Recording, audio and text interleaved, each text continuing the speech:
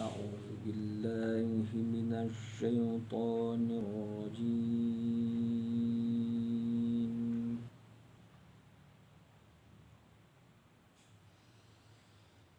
بسم الله الرحمن الرحيم.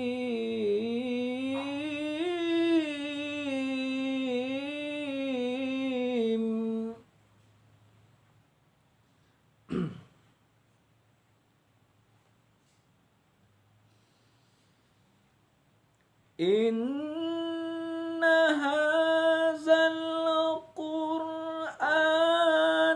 يهدي للتي هي أقوم ويبشر المؤمنين